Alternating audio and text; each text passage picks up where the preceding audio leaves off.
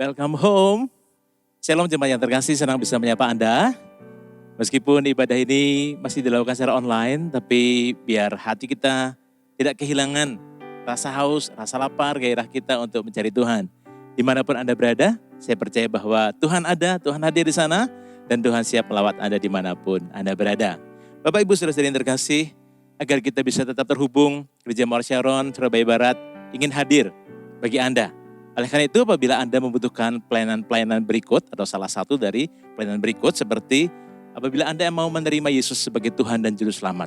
Anda mau menerima Dia sebagai Juru Selamat satu-satunya dalam kehidupan Anda. Atau yang kedua, apabila Anda ingin tergabung dalam Connect Group. Apa itu Connect Group? Connect Group adalah pelayanan pengembalaan yang kita punya, yang Gereja Mawar Sharon Surabaya Barat punya, untuk Anda menemukan keluarga rohani Anda lewat Connect Group. Anda akan dikuatkan, Anda akan di sana belajar untuk digembalakan, untuk dimuridkan, saling bersaksi, saling mendoakan, saling menguatkan. Pasti akan temukan keluarga rohani Anda melalui Connect Group. Dan juga bagi Anda yang memiliki pergumulan doa, yang rindu didoakan, terutama di musim-musim yang tidak mudah ini, Anda bisa juga submit permohonan doa Anda. Kemudian juga bagi Anda yang mengalami pertolongan Tuhan, keluarga Anda alami juga, Anda bisa menuliskan kesaksian Anda di form ini juga. Dan bagi Anda yang rindu dibaptis, nanti kami akan atur setelah situasi mereda, situasi lebih baik, Anda bisa daftarkan diri Anda juga melalui gms.church/connect. Dan Bapak Ibu Saudara-saudari, ibadah merupakan satu rangkaian keseluruhan dan persembahan adalah salah satu unsur ibadah yang kita lakukan. Apabila Anda ingin memberikan persembahan, Anda dapat mentransfernya melalui nomor rekening yang tertera di layar Anda. Dan jangan lupa untuk like, share, subscribe, aktifkan tanda lonceng YouTube GMS Channel supaya Anda bisa mengikuti ibadah-ibadah, acara-acara KKR yang diadakan untuk pertumbuhan rohani kita bersama. Mari kita siapkan hati kita, mari kita berdoa untuk ibadah kita hari ini. Tuhan, kami mengucap syukur, kasih setiamu tidak pernah berubah, dulu, sekarang, dan sampai selama-lamanya. Engkau menjagai, Engkau melindungi setiap kami. Sampai hari ini kami ada, kami bersyukur Tuhan. Kalau kami sebentar mau mengikuti ibadah ini, kami mau mengikuti ibadah dengan segenap hati kami. Biar Tuhan dapatkan yang terbaik dari ibadah kami hari ini. Dalam nama Yesus. Amin. God bless you.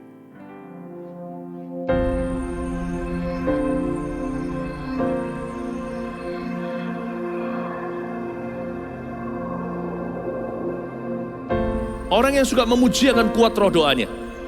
Orang yang berdoa pasti berakhir memuji.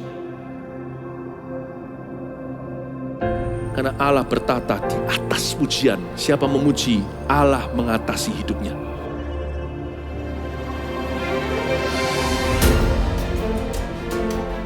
The Year of Praise, tahun pujian, menjadi sebuah petualangan yang tiada dua. Menjadi sebuah pelajaran hidup yang langsung dari Kristus. Menjadi sebuah pengalaman yang indah.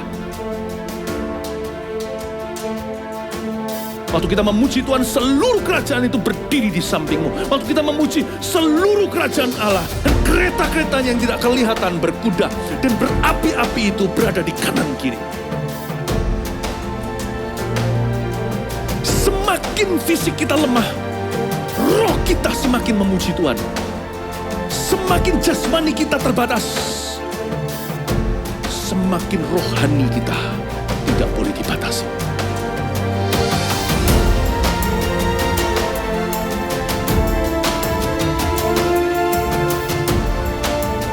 Welcome to the Year of Praise and Provision. Mari kita mengizinkan Tuhan merajut rancangan yang belum pernah kita bayangkan.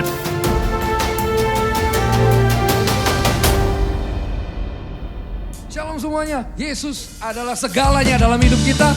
Karena itu mari kita memuji Dia bersama-sama. Come on!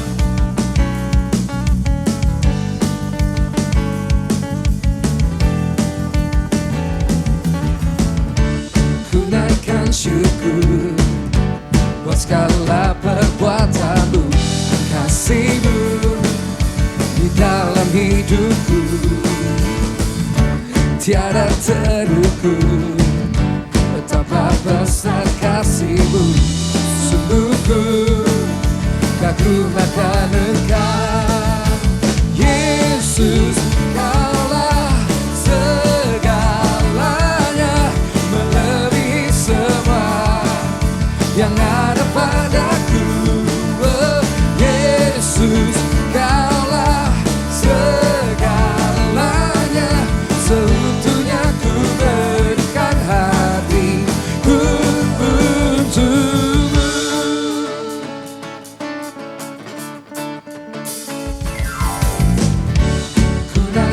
bersyukur buat segala perbuatanmu, kasihmu di dalam hidupku.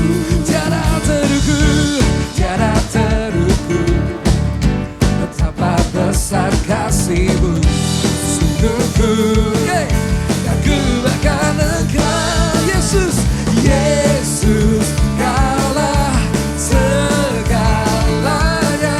melebihi semua yang ada padaku. Oh, Yesus, kaulah segalanya, seutuhnya ku berikan hatiku. Yesus, Yesus, kaulah segalanya, melebihi semua yang ada padaku. Yesus, kaulah segala seutuhnya, seutuhnya, seutuhnya ku berikan hatiku untuk, seutuhnya ku berikan hatiku untukmu. Yesus, kaulah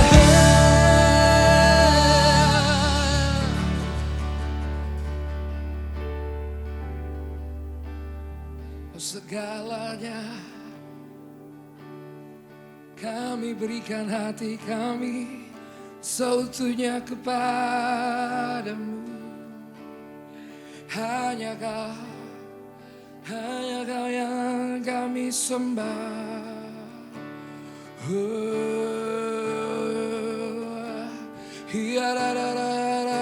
So thank you God, thank you God.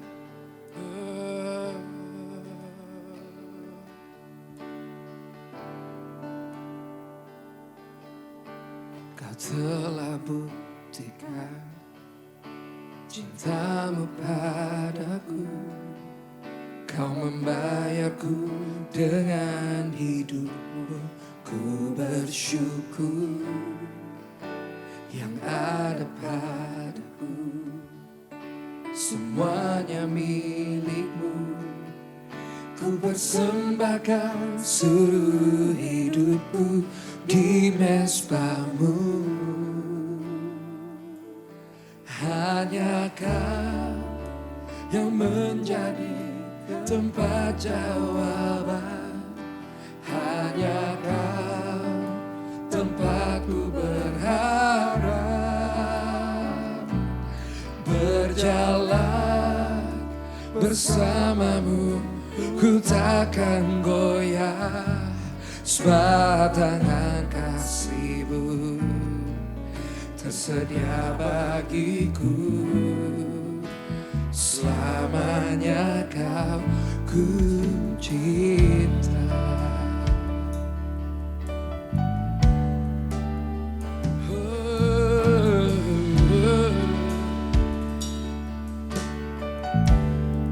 Kau telah buktikan, yes, cintamu padaku. Kau membayarku dengan hidupmu. Ku bersyukur yang ada padaku, semuanya milikmu. Ku persembahkan seluruh hidupku di mezbamu. Katakan, hanya Kau yang menjadi tempat jawaban. Hanya Kau tempatku berharap. Berjalan bersamamu, ku takkan goyah. Sebab tangan kasih-Mu tersedia bagiku. Selamanya Kau ku cinta. Hanya Kau yang menjadi tempat jawaban. Hanya Kau tempatku berharap.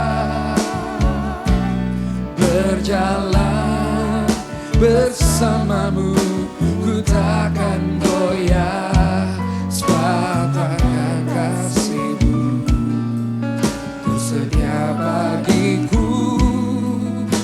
Selamanya Kau ku cinta.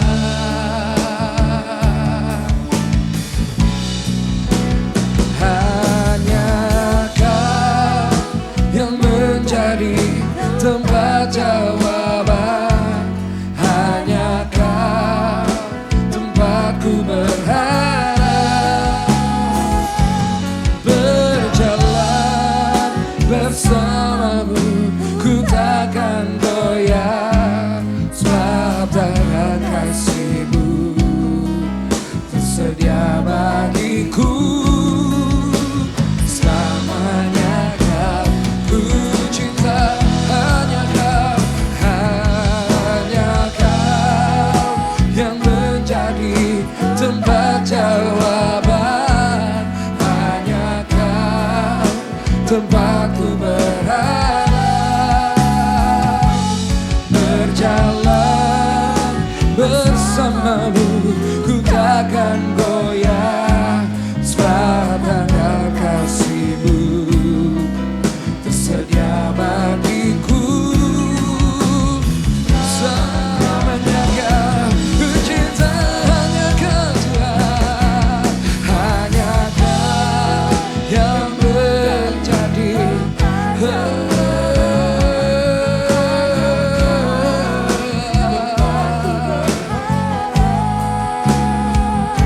berjalan bersamamu, ku takkan goyah sebab tangan kasih-Mu tersedia bagiku.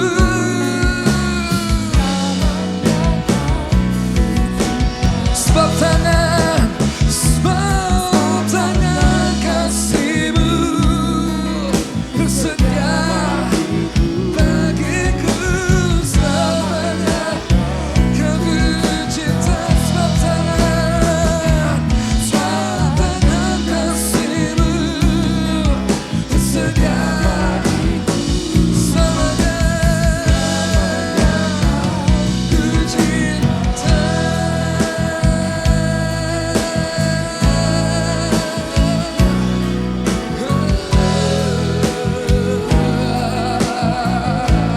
Tangan kasih-Mu yang menopang kami.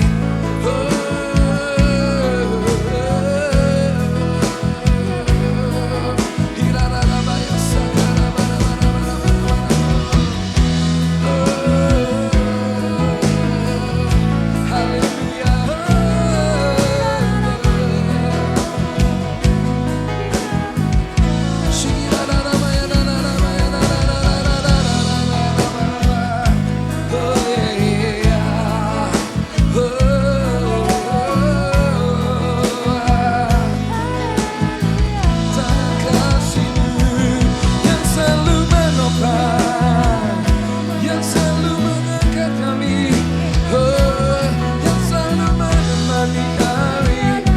Tak ada yang sendirian, yang selalu menemani.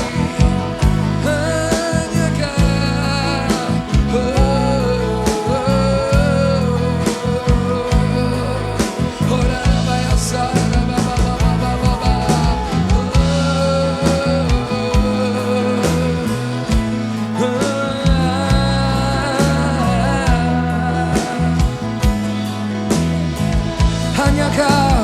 Hanya Kau yang menjadi tempat jawaban. Hanya Kau tempatku berharap. Berjalan bersamamu, ku takkan goyah sebab tangan kasih-Mu tersedia bagiku. Selamanya Kau, hanya Kau, hanya Kau yang menjadi tempat jawaban.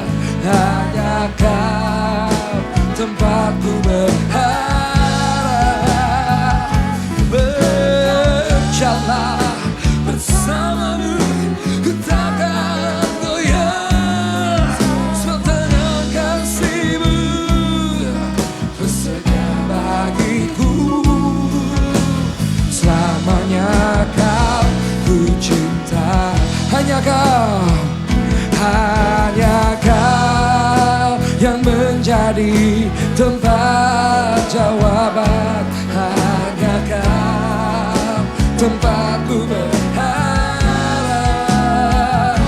berjalan bersamamu ku takkan goyah, sebab karena kasih-Mu tersedia bagiku. Sebab tangan kasih-Mu, sebab tangan kasih-Mu tersedia bagiku. Semuanya kau ku cinta, sebab tangan kasih-Mu tersedia bagiku. Semuanya kau ku cinta, hanya kau, hanya kau, hanya kau, hanya kau yang ku cinta, hanya kau, Tuhan Raja, ku ingin mengenal-Mu selalu. Kau, hanya kau yang ku sembah. Suci,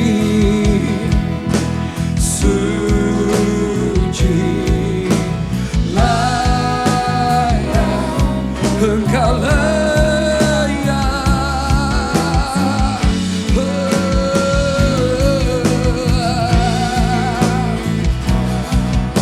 Kau, hanya kau Tuhan,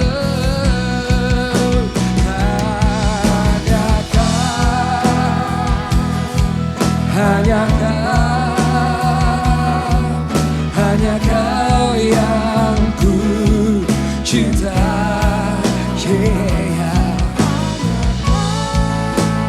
Oh, Tuhan Raja, ku ingin mengenal-Mu selalu.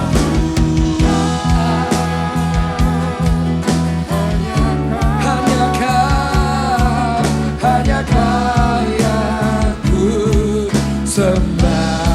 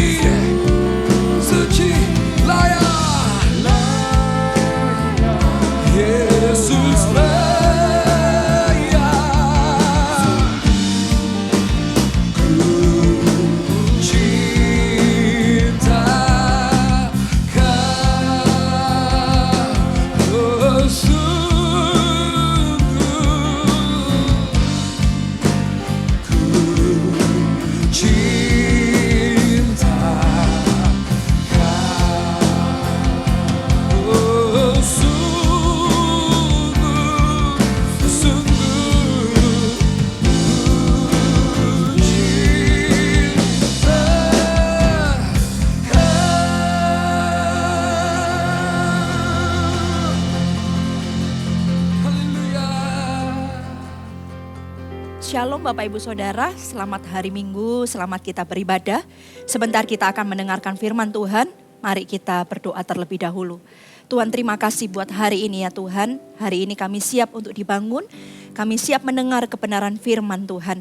Karena kami percaya bahwa setiap kebenaran firman-Mu itu akan memerdekakan hidup kami. Ini kami ya Tuhan, lakukan apa yang menjadi kehendak-Mu atas setiap kami. Kami percaya Roh Kudus akan mewahyukan setiap firman-Mu kepada setiap kami. Sehingga kami bukan hanya menjadi pendengar Tuhan, tapi kami menjadi pelaku-pelaku firman-Mu.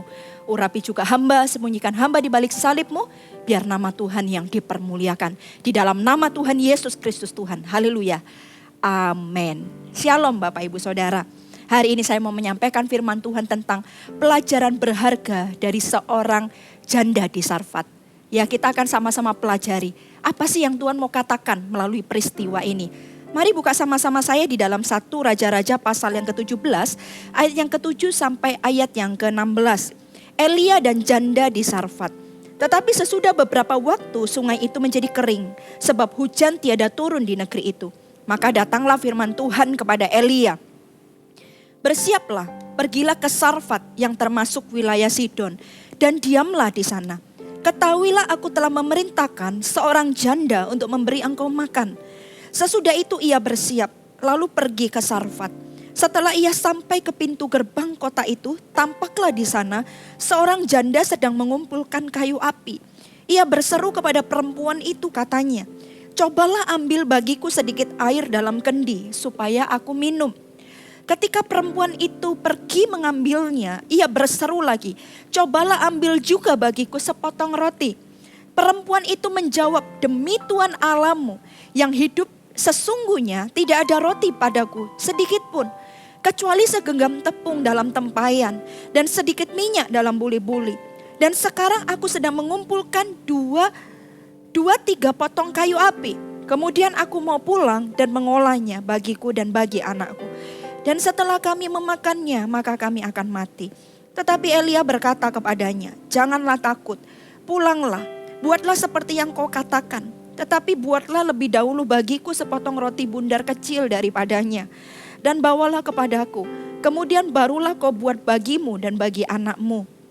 Sebab beginilah firman Tuhan Allah Israel, tepung dalam tempayan itu tidak akan habis, dan minyak dalam buli-buli itu pun tidak akan berkurang sampai pada waktu Tuhan memberi hujan ke atas muka bumi."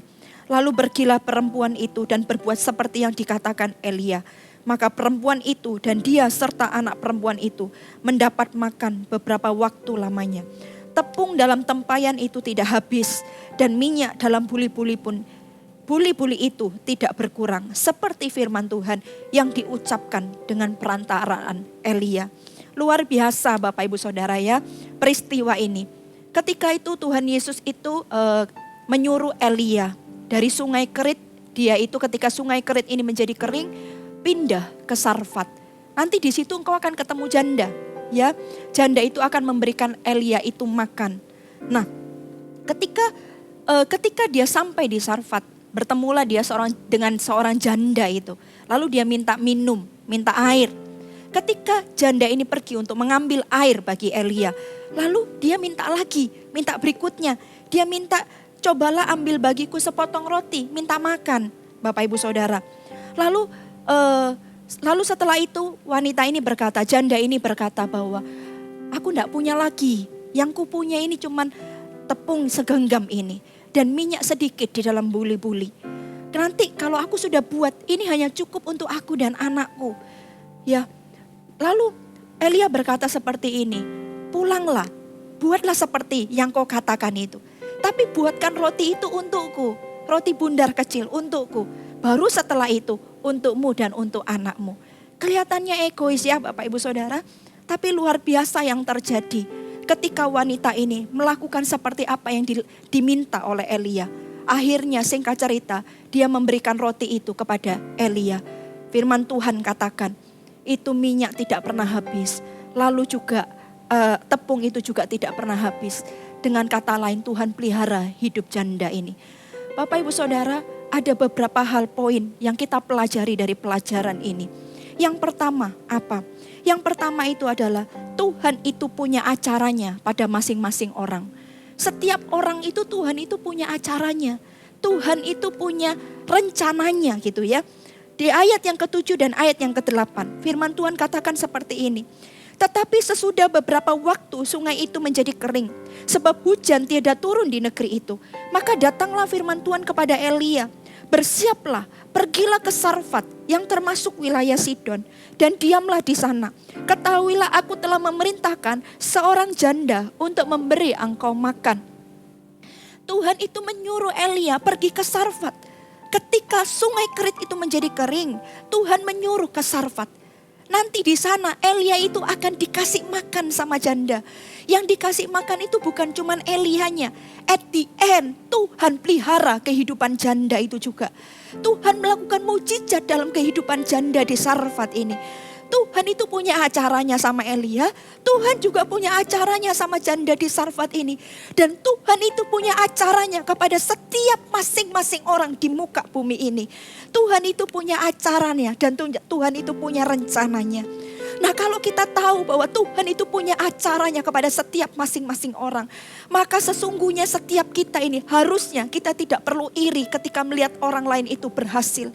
Lebih berhasil, lebih diberkati, lebih dipakai. Kita tidak perlu iri dengan orang lain. Kenapa? Karena Tuhan punya acaranya sendiri gitu ya. Tuhan punya rencananya sendiri. Entah buat orang itu, entah buat Anda.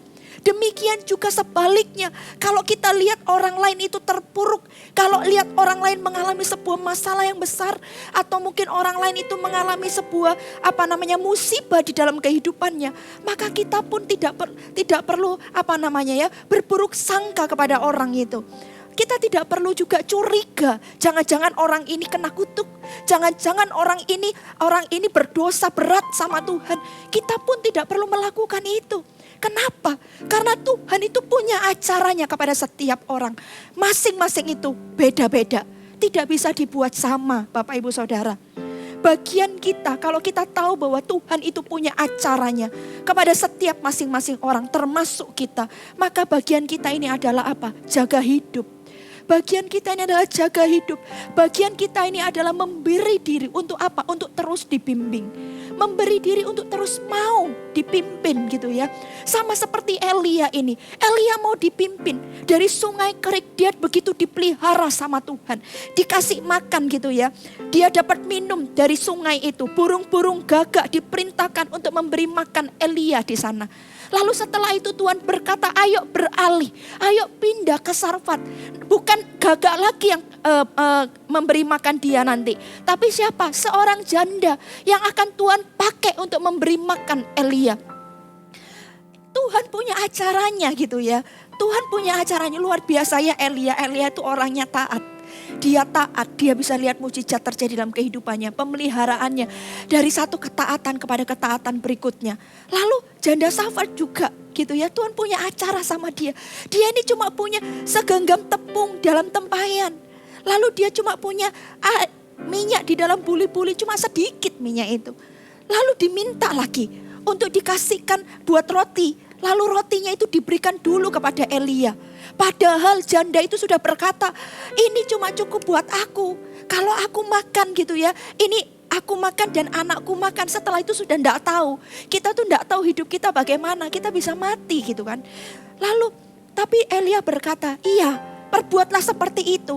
Tapi kasih rotinya itu buat aku dulu. Lihat, kayaknya kejam sekali. Kayaknya egois sekali gitu ya. Apa yang terjadi dalam kehidupan janda ini rasanya ya ampun kok sebegitunya begitu.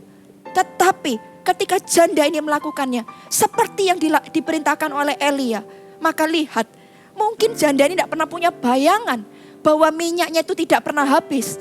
Janda ini tidak pernah punya bayangan bahwa tepungnya juga tidak pernah habis. Tapi itulah yang terjadi. Itulah yang terjadi ketika dia melakukan seperti yang diperintahkan oleh Elia. Itulah yang terjadi. Luar biasa Bapak Ibu Saudara. Itulah Tuhan kita yang ajaib dan besar. Tuhan itu punya acaranya. Tuhan itu punya rencananya sendiri-sendiri. Tuhan itu punya agendanya sendiri-sendiri kepada setiap orang setiap orang demi orang. Karena itu kita tidak perlu iri. Kita tidak perlu juga menghakimi. Kita tidak perlu juga jangan-jangan orang ini dikutuk gitu ya. Atau orang ini berdosa demikian rupa sama Tuhan. No, bagian kita itu adalah jaga hidup. Jaga hidup kita. Karena Tuhan pun juga punya acara sama kita. Supaya apa? Supaya kita jangan salah dalam hidup ini. Bagian kita adalah jaga hidup. Dan bagian kita adalah terus memberi diri. Untuk mau dipimpin. Seperti Elia dipimpin. Seperti janda ini. Ya sudah, aku ikut apa yang katanya Elia. Mau dipimpin dan dibimbing. Ketika itu terjadi dalam kehidupan kita. Maka saya percaya satu hal. Rancangan Tuhan itu indah dan luar biasa. Dan kalau itu yang terjadi, kita tidak fokus kepada yang lain, tapi jaga hidup dan memberi diri dipimpin dan dibimbing. Maka saya percaya apa yang menjadi rencana Tuhan yang sempurna itu akan terjadi dalam kehidupan kita. Katakan amin. Katakan amin. Yang kedua Bapak Ibu Saudara. Yang kedua apa yang kita pelajari dari janda di Sarfat ini. Yang kedua di ayat yang ke-12 dikatakan demikian. Perempuan itu menjawab, demi Tuhan Allahmu yang hidup, sesungguhnya tidak ada roti padaku sedikit pun, kecuali segenggam tepung dalam tempayan dan sedikit minyak dalam buli-buli. Dan sekarang aku sedang mengumpulkan 2-3 potong kayu api. Kemudian aku mau pulang dan mengolahnya bagiku dan bagi anakku. Dan setelah kami memakannya, maka kami akan mati. Yang kedua Bapak Ibu Saudara. Apa itu? Yang kedua, pekerjaan Tuhan itu tidak bisa diukur dengan kondisi kita. Tidak bisa diukur dengan nalar atau cara berpikir kita. Pekerjaan Tuhan itu betapa tinggi dan dalam. Betapa panjang dan lebar. Kita tidak bisa ukur semua itu dengan nalar kita. Kita tidak bisa ukur dengan cara kita berpikir. Bayangkan saja. Pikiran Tuhan aja begitu besar dan dahsyat dan luar biasa. Sementara kita tuh cuma segenggam ini mungkin. Pikiran kita ini kecil Bapak Ibu Saudara. Lalu belum lagi kondisi kita. Kondisi hari itu janda di Sarfat ini. Dia cuma punya segenggam tepung di dalam tempayan. Dan minyak yang sedikit di dalam buli-buli. Dan kondisinya adalah begitu itu dibuat hanya untuk makan. Sekali makan. Baik itu janda dan anaknya, setelah itu mereka akan mati. Itu kondisi yang terjadi. Kondisinya seperti itu.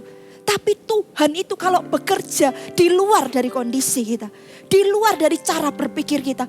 Kalau kita bayangkan saja, lah ini malah diminta sama Elia. Nanti mati nih wanita ini. Mati juga anaknya. Kalau secara manusia seperti itu, secara nalarnya seperti itu. Tetapi pekerjaan Tuhan itu tidak bisa diselami, tidak bisa diukur dengan pikiran manusia. Betapa dalamnya, betapa luasnya dan betapa lebarnya.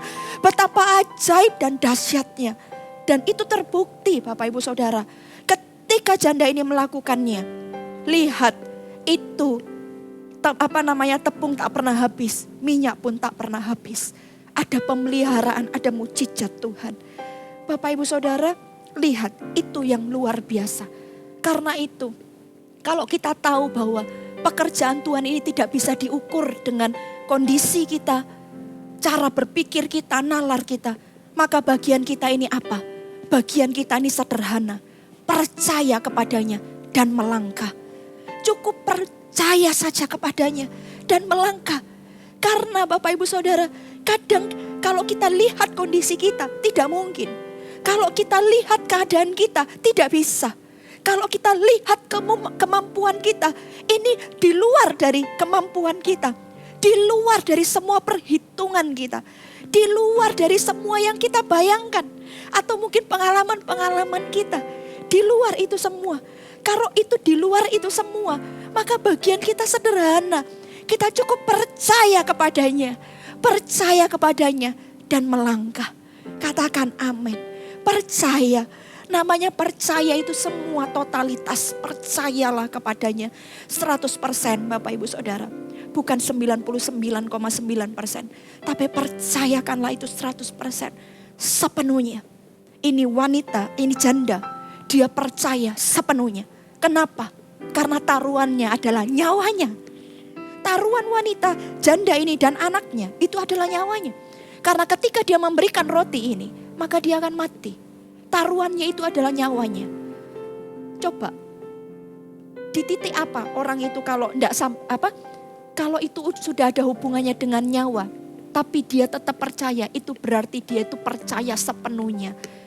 Dia tuh benar-benar percaya full heart, sepenuhnya. Tidak dikurangi sedikit pun. Tapi dia percaya, kenapa? Karena taruhannya nyawa. Tapi dia lakukan itu. Dia percaya dan melangkah. Bapak Ibu Saudara, terkadang ya masa sukar terjadi dalam kehidupan kita. Secara nalar segala macam rasanya ini, waduh kok seperti ini. Anda ngalami seperti ini. Saya mau beritahukan Bapak Ibu Saudara, kadang kita tuh enggak bisa ngerti ya. Kadang kita enggak bisa selami gitu pekerjaan Tuhan. Tapi percayalah, kadang masa sukar terjadi, masa sulit terjadi. Itulah titik di mana mujizat Tuhan itu akan dinyatakan. Terkadang seperti itu, di mana itu menjadi titik di mana Tuhan akan angkat hidup Anda. Itu menjadi titik di mana kemuliaan Tuhan itu akan dinyatakan. Kalau Anda lihat Goliat, coba. Kalau Anda dengar kata Goliat aja, apa yang ada di dalam benak Anda, di dalam pikiran Anda. Ini adalah masalah yang sangat besar. Goliat itu adalah masalah yang sangat besar. Yang sulit untuk ditaklukkan, yang sulit untuk dikalahkan. Bahkan orang-orang yang hebat saja seperti Saul gitu ya. Dia itu gemetar, ketakutan dengan Goliat. Goliat itu adalah sesuatu yang menakutkan mungkin. Sesuatu yang besar, sebuah masalah yang rasanya itu di luar dari kemampuan. Tapi ketahuilah Anda, Daud itu terkenal karena apa? Karena mengalahkan Goliat. Kalau ingat Daud, ingat Goliat. Ingat Goliat, ingat Daud gitu ya. Kenapa? Karena Goliat dikalahkan oleh Daud. Daud itu mengalahkan Goliat. Menurut saya, Goliatlah itu menjadi titik balik. Bukan titik balik ya. Menjadi Daud itu seolah-olah tanda kutip mengalami kayak promosi gitu ya dari Tuhan. Karena peristiwa Goliat itu. Masa sukar kadang. Sesuatu yang besar dalam kehidupan kita. Sebuah masalah tantangan. Gitu ya. Kadang di luar dari cara berpikir kita, nalar kita, kemampuan kita. Tapi dengar saya, kalau Anda percaya kepada Tuhan, jangan-jangan itu adalah titik di mana Tuhan akan menyatakan kemuliaannya dalam kehidupan Anda. Itu jangan-jangan titik di mana Tuhan akan mempromosi hidupmu. Jangan-jangan itu titik di mana Tuhan akan angkat hidupmu. Karena itu Bapak Ibu Saudara, jangan curiga sama Tuhan. Tapi percayalah kepadanya. Percayalah. Untung ya janda ini mungkin tidak curiga. Seandainya dia itu curiga mungkin ini orang ya sudah baru kenal gitu ya. Datang-datang minta roti. Roti sudah yang aku punya ini cuman ini aja gitu kan. Kamu tuh siapa mungkin gitu ya. Tapi dia itu melakukan. Dia itu melangkah. Seperti yang diperintahkan oleh Elia. Mujizat itu terjadi. Pekerjaan Tuhan tidak bisa diselami Bapak Ibu Saudara. Dengan nalar kita, dengan kondisi kita tidak bisa bandingkan itu semua. Dia Allah jauh lebih besar dari semua kondisi kita dan cara berpikir dan nalar kita. Katakan amin. Yang ketiga Bapak Ibu Saudara yang kita pelajari apa? Di ayat yang ke-13 dikatakan demikian.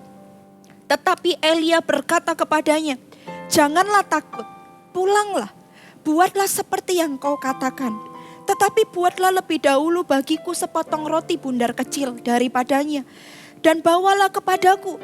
Kemudian barulah kau buat bagimu dan bagi anakmu. Poin yang ketiga yang kita pelajari apa? Yang ketiga Bapak Ibu Saudara, Tuhan itu bekerja dari apa yang ada pada kita. Wanita janda ini cuma punya segenggam tepung dan punya minyak sedikit di dalam puli-puli. Dari situlah Allah itu bekerja. Pulanglah katanya. Buatlah seperti yang kau katakan. Tetapi buatlah lebih dahulu bagiku sepotong roti bundar kecil daripadanya. Dan bawalah kepadaku. Kemudian barulah kau buat bagimu dan bagi anakmu. Tuhan itu kalau bekerja selalu dari apa yang ada pada kita. Punyanya apa? Aku punyanya cuma segenggam tepung dan sedikit minyak. Ya udah itu aja. Dari situ mujizat itu terjadi. Dari situ Tuhan akan bawa engkau lebih. Dari situ Tuhan akan angkat hidupmu. Apa yang ada padamu Musa? Aku cuma punya tongkat ini. Tongkat tidak ada artinya. tongkat tidak berharga gitu ya. Tapi tongkat itu, dari situ Tuhan itu pakai hidup Musa. Dari apa yang ada padanya, dari tongkat itu gitu ya. Dari tongkat yang tidak berharga, itu Tuhan bisa bawa, Tuhan bisa pakai Musa gitu ya. Nah, apa yang ada pada kita hari ini? Cuma punya 5 roti 2 ikan. Tidak apa-apa, dari 5 roti 2 ikan itu, kamu bisa beri makan 5.000 orang. Bahkan sisa 12 keranjang. Apa artinya 5 roti 2 ikan? Hal yang sederhana, hal yang kecil. Tapi kalau itu disertai sama roh Allah yang begitu besar dan ajaib dalam diri kita, itu akan menjadi sesuatu yang luar biasa, Bapak Ibu Saudara. Punyanya cuma segenggam tepung, punyanya cuma minyak sedikit di dalam buli.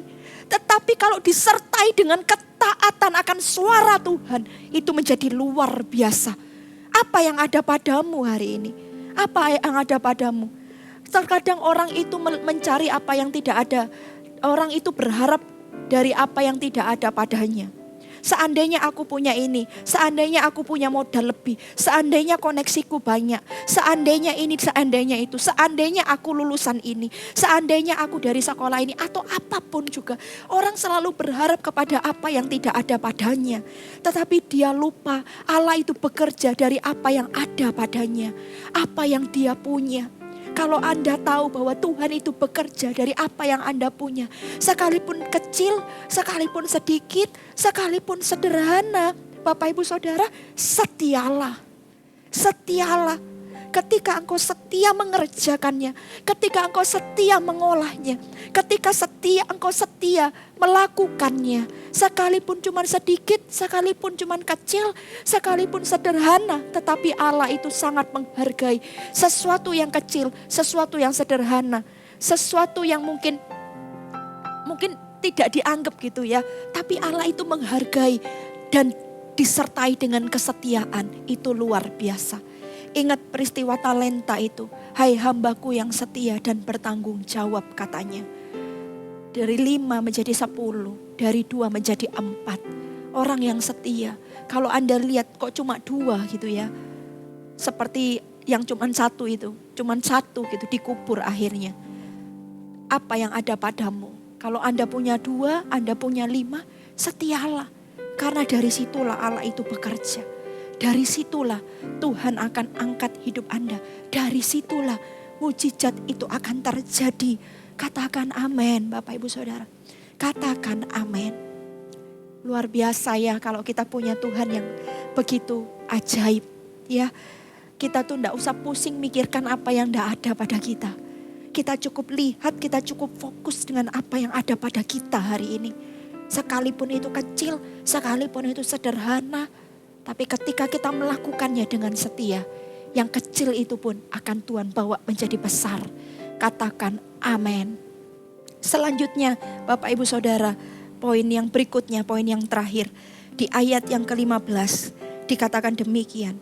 Lalu pergilah perempuan itu dan berbuat seperti yang dikatakan Elia. Maka perempuan itu dan dia serta anak perempuan itu mendapat makan beberapa waktu lamanya. Tepung dalam tempayan itu tidak habis. Minyak dalam buli-buli itu tidak berkurang.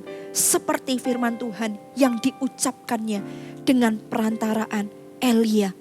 Yang terakhir poin yang keempat. Di dalam kondisi apapun dalam kehidupan kita. Kondisi sukar juga. Gitu ya. Kemurahan hati itu harus ada di dalam hidup kita. Ini janda, kenapa sih Tuhan itu memilih janda ini? Bahkan janda ini tidak ada namanya tertulis. Cuman dikatakan janda di Sarfat. Ya, dia tidak ada namanya tertulis di dalam Alkitab ini.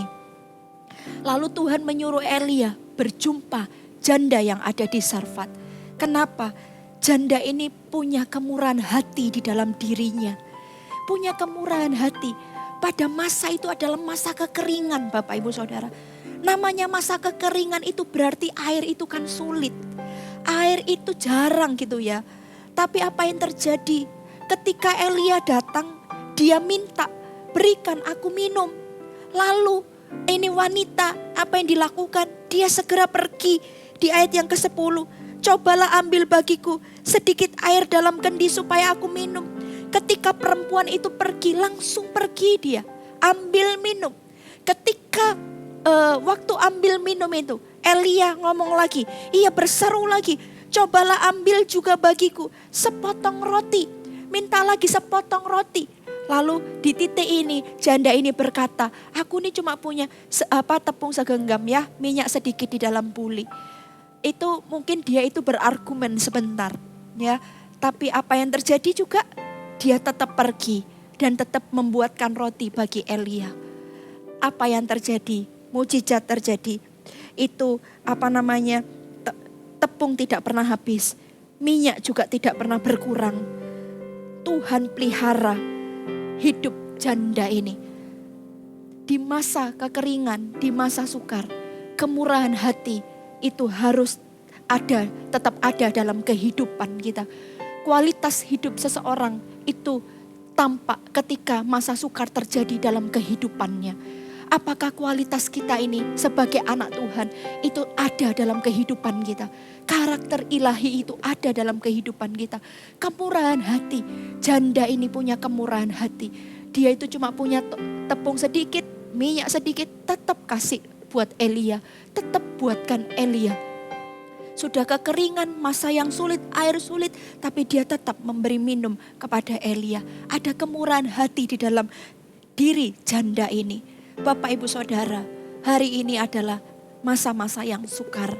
Masa-masa ini masa-masa yang sukar. Ada banyak orang di luar sana memerlukan pertolongan. Bahkan mungkin Anda sendiri pun juga hari ini perlu ditolong. Tapi maukah Anda dalam kondisi hari ini, sekalipun Anda perlu ditolong, Anda perlu diperhatikan gitu ya, Anda perlu diberi. Tapi dalam kondisi ini Anda belajar untuk memberi. Anda belajar untuk memberikan perhatian kepada orang lain. Anda belajar untuk mempunyai kemurahan hati di dalam diri. Kemurahan, memberi kepada orang lain. Memberi tidak selalu bicara tentang pemberian, tidak selalu bicara tentang benda gitu ya. Mungkin memberi perhatian dikala Anda perlu perhatian. Memberikan doa, support, dorongan kepada orang-orang di luar sana. Mari Bapak Ibu Saudara, di masa-masa seperti ini masa sukar terjadi dalam kehidupan janda ini. Masa sukar, tapi ketika masa sukar pun terjadi, kemurahan hati itu tetap ada dalam kehidupan janda ini. Mari kita belajar dari janda ini. Di masa hari ini, masa-masa yang sukar ini, tetap kemurahan itu ada dalam diri setiap kita. Katakan amin. Mari kita hampiri Tuhan. Haleluya. Oh Yesus. Korama namanya syana mata kara namanya namara mara lama. Syana mata kara mara mara mara. Kau Allah yang besar, ajaib dan mulia. Kau Yesus yang selalu membuatku terpesona. Segala pujian bagimu ya Tuhan. Hanya Kau yang layak diagungkan. Kau Allah yang besar, ajaib dan mulia. Kau Yesus yang selalu membuatku terpesona. Segala pujian bagimu ya Tuhan. Hanya Kau yang layak diagungkan. Sekali lagi, Kau Allah yang besar. Kau Allah yang besar, ajaib dan mulia. Kau Yesus yang selalu membuatku terpesona. Segala pujian bagimu ya Tuhan. Hanya Kau yang layak diagungkan. Bapak Ibu Saudara, mungkin Anda berkata seperti ini, kenapa saya harus mengalami ini? Kenapa saya harus mengalami ini dan itu? Mengalami banyak hal dalam kehidupan ini. Dengar saya baik-baik Bapak Ibu Saudara, Tuhan punya acaranya. Tuhan punya acaranya sendiri dalam kehidupanmu. Tuhan punya rencananya dalam kehidupanmu. Bagianmu adalah terus mau dibimbing, terus mau dipimpin oleh Tuhan. Percaya kepadanya bahwa Dia adalah Allah yang baik. Dan selama-lamanya Dia Allah yang tetap baik dalam kehidupan kita. Dan lihat firman Tuhan katakan, masa sukar, Tuhan bisa pakai masa sukar untuk menyatakan kemuliaannya atas kehidupan setiap Anda semua. Mari setiap Anda yang berkata, Tuhan, aku mau terus dibimbing. Aku mau percaya kepadamu sepenuhnya. Tuhan, aku mau menyerahkan hidupku ini sepenuhnya ke dalam tangan-Mu. Mempercayakan sepenuhnya ke dalam tangan-Mu. Dan ya Tuhan, biar apa yang menjadi kehendak Tuhan, itu sungguh-sungguh Kau nyatakan dalam kehidupanku. Tidak ada satupun ya Tuhan yang gagal. Rencana-Mu yang sempurna itu sekalipun mungkin tidak mudah gitu ya. Sekalipun rasanya itu sulit gitu ya. Di luar dari pemikiran kita, tapi aku mau percaya dan aku mau mempercayakan hidupku ke dalam tangan-Mu. Mari angkat tanganmu. Angkat tanganmu. Oh haleluya. Oh ramana maya syana mara mara laba. Korama ramaya namara laba ya syana namara laba. Haleluya Tuhan. Oh haleluya. Oh ramaya namara laba ya syana nama. Syana mara mara mara mara mara laba laba. Haleluya. Korama mara laba. Tuhan, hamba berdoa buat setiap orang-orang yang mengangkat tangan. Ya Tuhan, bawa hidup mereka seperti yang Tuhan mau. Lakukan ya Tuhan apa yang menjadi rencana-Mu dalam kehidupan kamu. Dalam kehidupan kami, jangan tanggung-tanggung. Ya Tuhan, biar itu sepenuhnya terjadi dalam kehidupan kami. Sekalipun kadang kami tidak bisa mengerti, sekalipun kadang tidak mungkin masuk dalam pikiran kami. Tapi kami mau percaya kepadamu. Kami mau mempercayakan hidup ini kepadamu. Karena kami tahu di tangan-Mu tangan yang tepat. Dan Allah itu selalu punya rencana yang hebat dan dahsyat kepada setiap kami. Tuhan terima kasih. Hamba berdoa buat setiap tangan-tangan yang terangkat ini. Biar Tuhan urapi segala sesuatu yang ada di tangan mereka Tuhan buat berhasil. Kami cuma punyanya segenggam tepung, sedikit minyak dalam buli-buli. Tapi kami percaya ya Tuhan. Tuhan akan bekerja dari apa yang kami punya. Di dalam nama Tuhan Yesus Kristus. Dalam nama Tuhan Yesus. Terima kasih ya Tuhan, terima kasih. Oh haleluya Tuhan. Haleluya Jesus. Haleluya, haleluya. Kau Allah yang besar, ajaib dan mulia. Kau Yesus yang selalu membuatku terpesona.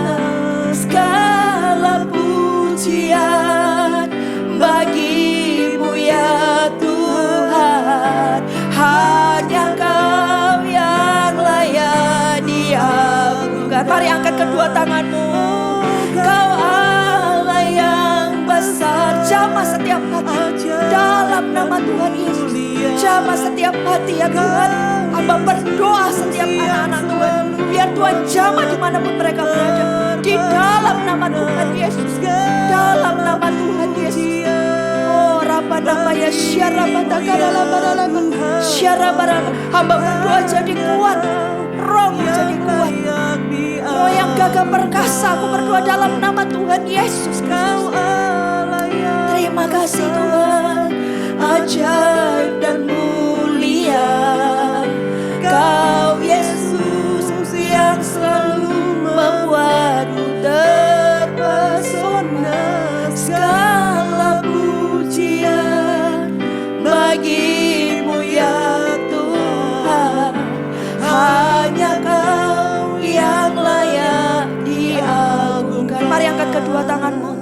Terimalah berkat dari Allah Bapa, Putra, Roh Kudus menyertai setiap engkau.